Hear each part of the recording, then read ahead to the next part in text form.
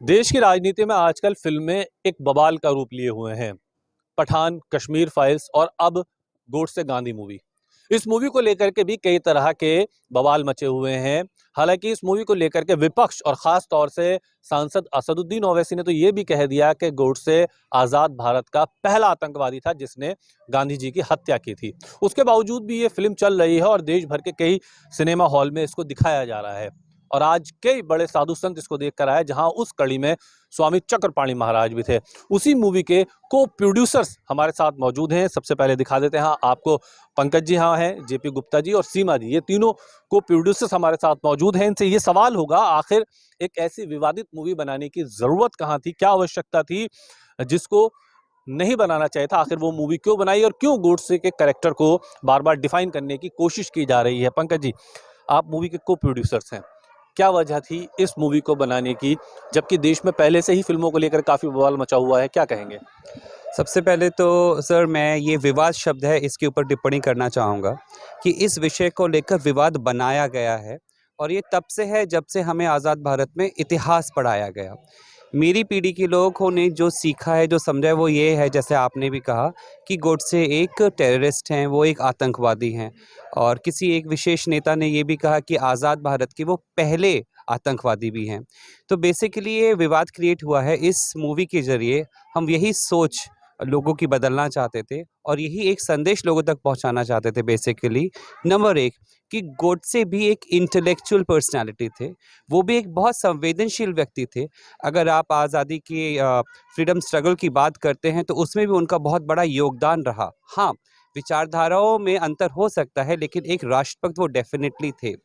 दूसरी चीज़, हम ये जो संदेश देना चाहते हैं आमजन को, वो यह भी है कि किस तरह से सत्तारूढ़ दल ने अपनी सत्ता को बचाने के लिए, अपने आप को काबिज़ रखने के लिए महात्मा गांधी का और महात्मा गांधी की आइडियोलॉजी का दुरुपयोग भी किया। मैं और आप उस परिवेश में पले बड़े हैं जहाँ पर हम महात्मा गांधी को राष्ट्रपिता कह के संबोधित करते हैं, और कहीं न कहीं जब गॉडसे साहब का मेंशन आता है तो हमारी त्योरियाँ चढ़ जाती हैं। लेकिन हमारा अधिकार है, हमें जानना चाहिए कि एक्चुअली में हुआ क्या था। जस्ट बिकॉज़ एक पर्टिकुलर राजनीतिक दल ने कह दिया कि ऐसा हुआ था, हम ऐसा नहीं मान सकते। इस पे रिसर्च की आवश्यकता है, जो कि हमने लेकिन करी। गोडसे ने गांधी को तो मारा, ये तो सच है, तो आपने भी मूवी में दिखाया है। बिल्कुल, और मैं इस बात का कतई समर्थन नहीं करूँगा कि गोडसे ने गांधी जी को मारा, वो सही था। इसका समर्थन हम बिल्कुल नहीं कर रहे हैं। लेकिन इस मूवी के ज़रिए हम ये भी दिखाना चाहते हैं और जनता को ये संदेश देना चाहते हैं कि अगर संवाद साधा गया होता, जो कि गोडसे दिखाया है। बिल्कुल, और मैं इस बात का कतई समर्थन नहीं करूँगा कि गोडसे ने गांधी जी को मारा, वो सही था। इसका समर्थन हम बिल्कुल नहीं कर रहे हैं। लेकिन इस मूवी के ज़रिए हम ये भी दिखाना चाहते हैं और जनता को ये संदेश देना चाहते हैं कि अगर संवाद साधा गया होता, जो कि गोडसे को बिल्कुल भी एक अपॉर्च्युनिटी नहीं दी गई। अगर गांधी जी और गोडसे के बीच संबंध साधा गया होता, कम्युनिकेशन होता, तो शायद उनकी विचारधाराओं में कुछ कॉन्फ़िगरेशन आ जाता, कुछ इमर्जेंस ऑफ थॉट होता, जिससे ये सब कुछ नहीं होता। अगर आप मूवी को देखेंगे, और इतना तो हम सभी जानते हैं कि जब देश आज़ाद हुआ, देश आज़ादी से पहले गोडसे जी का कोई भी मतभेद नहीं था गांधी जी को लेकर। जब बँटवारा हो गया और उसके बाद एक राष्ट्रभक्त की भांति गोडसे ने देखा कि एक विशेष धर्म के ऊपर किस तरीके से एट्रोसिटीज़ हो रही हैं, उनके अगेंस्ट पार्शियलिटी की जा रही है। अगर आप देखिए नहीं, नहीं, इस विशेष धर्म खुल के बोलिया नहीं, हिंदुओं के साथ पार्शलिटी की जा रही थी। जब उन्होंने देखा तब उन्होंने गोली मारी। आपका कहना ये है? बिल्कुल, मैं इससे बिल्कुल इत्तेफ़ाक रखता हूँ कि हिंदू जाति के लोगों के प्रति बहुत ज़्यादा एट्रोसिटीज़ उस समय हुई। हमारे गॉडसे साहब ठीक उसी के खिलाफ थे। अब आपको जैसे जो कि मैं यहाँ थोड़ा-सा रोक देता हूँ, मसला क्या है यहाँ पर, आप लोग जो जी और साहब लगाते हैं गोडसे के आगे, वही कहीं न कहीं विपक्ष के लिए बहुत ज़्यादा बवाल का कारण बन जाता है। अब देखिए, हमारी संस्कृति ही हमेशा से ये रही है कि हमारे से बड़े जो व्यक्तित्व हैं, हम उनको सम्मान से हाफ़िज़ सईद साहब जी भी, वो भी जी हैं, वो भी आतंकवादी हैं। देखिए, मैं उनको भी जी कह के संबोधित करूँगा, क्योंकि हमारे संस्कार, हमारी भारतीय संस्कृति हमें यही सिखाती है, हमसे जो बड़े हैं, हम उनको सम्मान से ही संबोधित करें।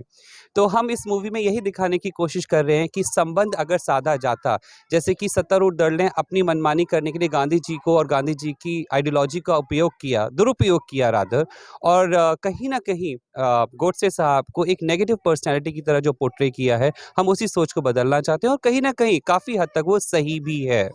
जेपी गुप्ता जी के पास आ जाते हैं। गुप्ता जी, आप लोग प्रोड्यूसर्स होकर के इतनी इंटेलेक्चुअल मूवीज आप लोग बना सकते हैं, लेकिन उसके बावजूद भी एक विवादित मुद्दा आखिर आप लोगों ने क्यों छेड़ा? गोडसे को लेकर के तो आज भी देश के अधिकांश लोग, मैं कहूँगा चाहे वो हिंदू, मुस्लिम, सिख, ईसाई किसी भी धर्म के हों, वो आज भी गोडसे को डिफाइन करने के लिए तैयार नहीं है। वो बिल्कुल मानने के लिए तैयार नहीं है कि गोडसे आतंकवादी नहीं था।